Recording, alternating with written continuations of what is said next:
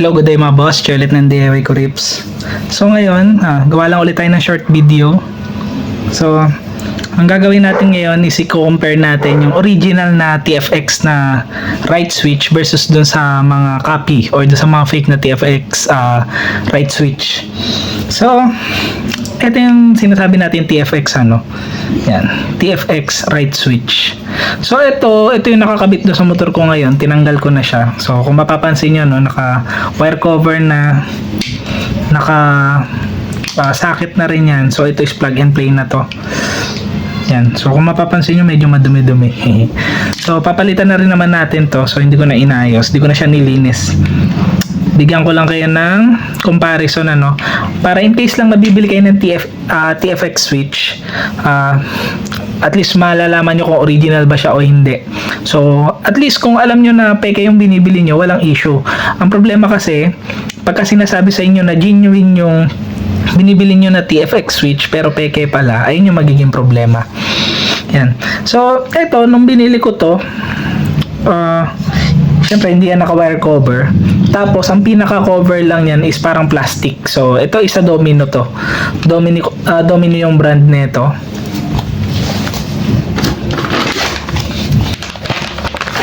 Di bali parang ganito lang yung pinaka-balot niya. Yan, ganyan lang. Tapos merong bubble wrap sa loob.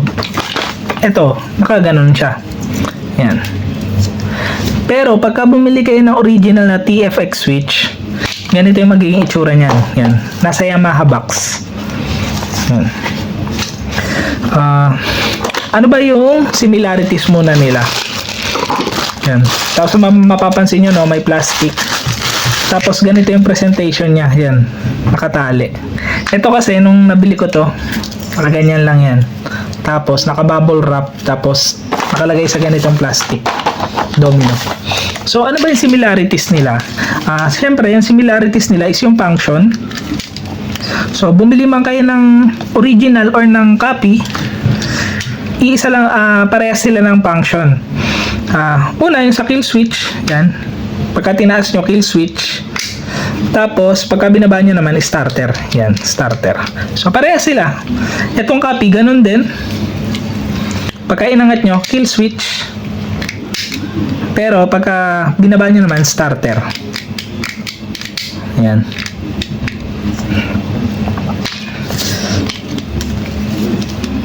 Bali, ito yung original. Ito yung copy. In terms of color, hindi natin pwedeng pagbasihan yun kasi itong ginamit ko na, babad kasi ito sa araw, so medyo nagpalit na siya ng kulay compared dito sa bago pa lang na ikakabit pa lang natin. Pero tingin ko ito, kahit nasabihin mong original na TFX switch ito, pagka nababad to sa araw, baka to maging pink din yung kulay nito para magiging ganito din. Pero ano yung mga napansin ko sa kanila, yung pagkakaiba nila? Una, yung smoothness pagka nag-i-starter ka na or ini-start mo na yung motor mo. Tingnan nyo to. Ayan malambot siya, pero bumabalik agad. So ibig sabihin niya maganda yung quality ng spring. Hindi siya yung matigas na spring na parang hirap na hirap ka ibaba. Hindi rin naman siya yung malambot na spring na pagka binaba mo, hirap na hirap siyang bumalik. Ito kasi nung bagong bili ko pa lang to, matigas talaga yung spring niyan. Although hindi siya ganito kaganit, kasi ito nababad na rin to talaga sa ulan. Pero matigas to. Tigas Pero bumabalik pa naman siya. Maganit na nga lang. Pero matigas talaga to. Compare dito sa original. Ang lambot to. Bumabalik. Yan. Tapos, yung sa pinaka wire cover, ito, yung copy, yung wire cover niyan, ganito din talaga. Yan. Parang rubber cover din. Ito kasi pinalitan ko na to Pero isa pa doon sa pwedeng yung pagbasihan, aside doon sa smoothness, yan, ang pag-start nyo, is yung screw sa likod. Ito. Yan. Pakita ko sa inyo yung pinagkaiba. Ito yung sa copy.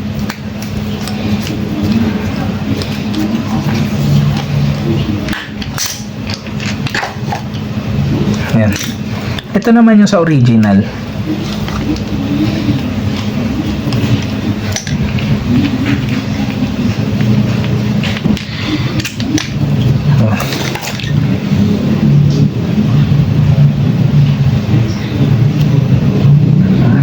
Ayaw mag-focus.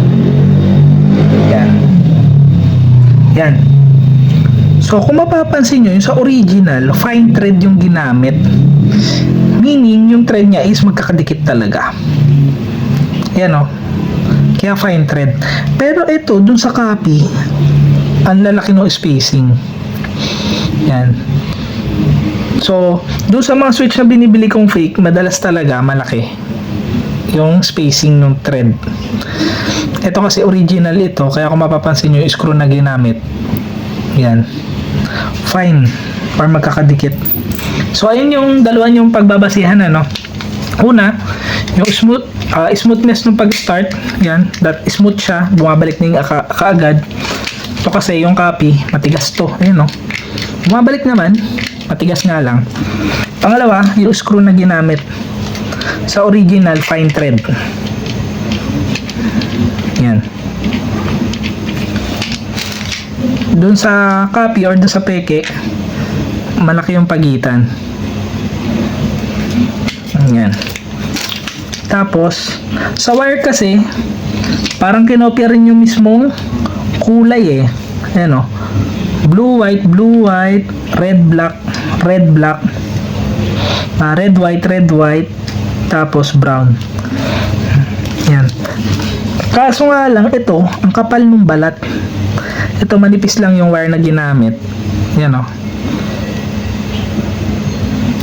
Manipis yung wire, pero maganda yung quality nito kasi makapal yung strand nito sa loob. At saka itong mga terminal na to, matitigas to.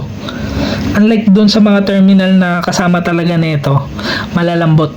Pagka tinanggal nyo yun, kaya nyo ikupi. Kaya nyo itupi-tupi. Ito matigas talaga yan. Yan. Ganyan kasi pagka original, matigas talaga yung terminal. Yan. So, ayan ano. Kung bibili kayo ng TFX na original, so ayun yung mga kailangan nyo i-check. Ito. Yung screw.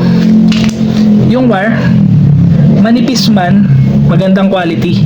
Makapal yung strand yan. Tapos eto, yan, kitang-kita yung mga terminal, makapal, matigas yan. Compared dun sa kasama talaga nito dati, malambot. Ganito yung kasama niyan dati. Ayan, lambot to, nipis. Ito makapal. Ito makapal, ayan o. Di bale, pagka nagwa-wiring na rin kayo ng mga motor nyo, mapapansin nyo yan kung maganda ba yung quality ng terminal o hindi. Yan, so tapusin na natin tong video na to, no? Sana nakatulong, makapagbigay ng knowledge sa inyo. Paano malalaman kung original or copy or fake yung TFX switch na binibili nyo. So tapusin na natin to. Ingat kayong lahat. Ride safe. God bless.